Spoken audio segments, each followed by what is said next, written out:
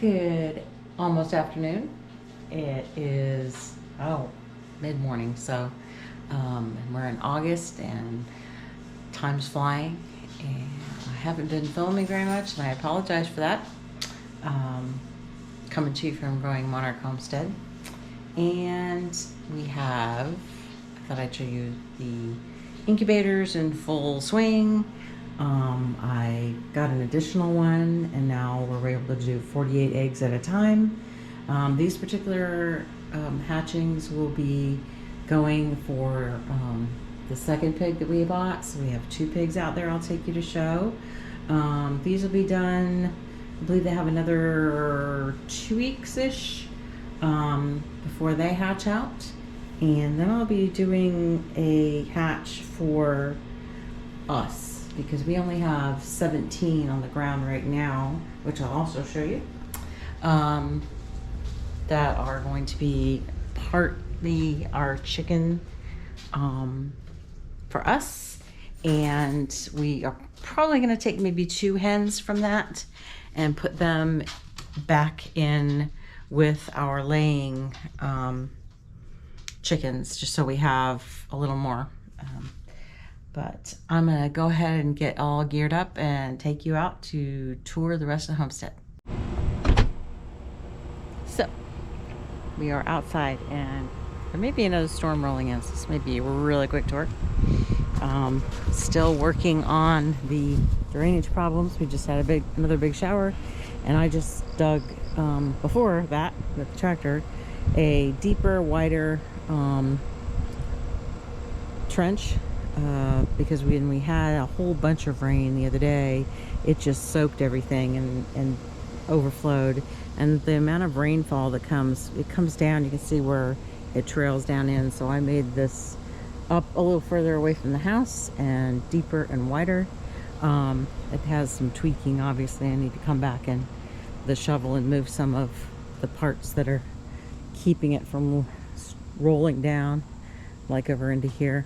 And obviously I couldn't get the tractor down between these 2 buildings. This is where it's going to go. The French train is going to go down between the 2 buildings. And down the hill. Got to get back to that. Oh, it'd be so nice if we get these jobs done. But we accomplished a lot this past weekend. I'm exhausted. I'm sore. Carrie's sore. But yeah, a lot done. So. Here is our chicken tractor with the Delaware pullets. These are, I'm gonna say, 6 weeks, 8 weeks, something like that. They do grow slower than the sea monsters. They're 14-week grow out, so, but they're doing well, enjoying the grass, aren't you? They really do love grass. They've been doing a good job mowing along. So, and they don't they process their food a little bit differently, so they're more efficient. They eat less all at once. They eat it over time. Here's the other thing we did this past weekend. We pulled the fence out for the chicken and duck run, and we let them go together, just so they'd have more access to grass.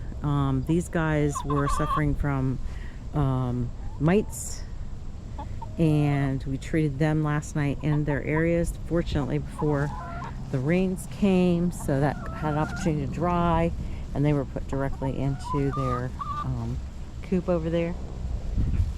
So they seem to be getting along okay. Only problem I'm seeing is that they like to go into the duck's house and pull out all of the bedding. That's kind of troublesome, huh? Yeah. You'll have to treat the chickens in the area again in about 14 days. It's kind of back and forth. I see some things saying 7 days, some saying 14 days. Here's the duckies. which appear to be molting. I did not treat them for mites. I did not see any signs of them having a problem, but I did treat their areas. And there's our sheep. The girls are awaiting in about a month to have a male visitor. Get that going again. They're back in their net. They were fixating on already grazed areas and leaving areas that weren't being grazed. So Carrie put them over into this paddock. He left that net sitting up. I guess he's just going to move that when he's ready on to the other one. But yeah, they grazed, but then they didn't. I don't know what the deal is with that. And hey, boss man. They obliterated my calendulas. And the pond is disgusting because the pump that I had gotten didn't work. It wasn't really a pump. It was like a circulator fountain thing. It didn't have any filtration system on it. But it didn't work, so I had to send it back. I have to look for something else. So let's go down here to the pigs. We finished all of the pig paddocks for the whole process. Crossed our fingers. We put them in a training pen on wire, and they did well, but they were very restricted. They just seem to be kind of lazier, these guys. They don't seem to want to run around and be lunatics. They want to dig and lay around. So, uh-oh, we lost our lid. We lost our water lid. It wasn't on tight anyway, but where'd it go? I don't even see it. The fence is popping, but there they are. Hey, where's the water lid? Where'd it go? You having a good time? So this is paddock 1. It includes the pig pen, but we did close off. And I don't know if you can see back there the back end of it. So it goes all the way over to the outside of this. I may walk you down there and then around into here and up to here. Whoops. Excuse me. I got caught on something here. And I'm still caught on it. Gotta love these things with the thorns on them. There's 3 wires on the outside circumference and 2 wires on the inside circumference, or inside divisions. There's pounded posts all the way around the outside with step-in posts dividing each of the sections off. I'm gonna kind of do a little walk since we had that storm and make sure that we don't have any big branches down on anything, but cleared. You can kind of see back there. They cleared pretty good. So there's a lot of open area. But here you guys are. You still find some food there. They wouldn't eat out. They would eat out of the bowl, but they actually dumped it. It's like, if you're gonna dump it, then what's the point? I do not see the lid to the water anywhere. Where in the world did that go? Yeah. I guess Carrie's gonna have to go looking for it. So some of these posts are gonna be coming out. These posts here. Because originally that was gonna be the top of paddock, but when we were told we needed to put them in a training pen, we put them in here, which you can see they were ripping that up. And it wasn't even a full, gosh, I don't even know if it was 2 weeks of training, but they got it. They seem to understand. So this is the other side of that paddock, and this is the trail that we can drive a tractor down.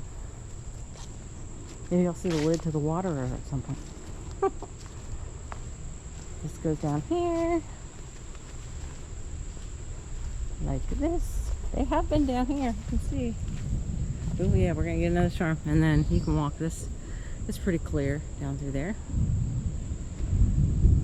And then we'll just unhook and lift this wire and move it over and wait for them to move in or lure them in. They'll go into this paddock, which will go over here. Don't see any limbs on anything. Into this paddock, which goes down there. And then same thing here. I'll come into this one. And all the way back to here.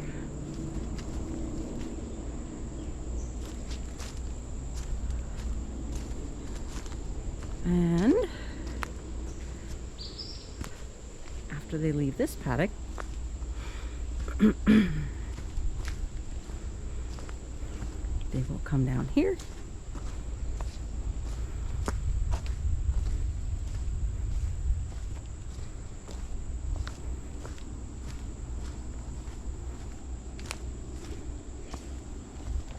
And this is about a month. Each paddock should keep them for a month. This one will unhook and open, and they'll go through here. And they'll be in this paddock.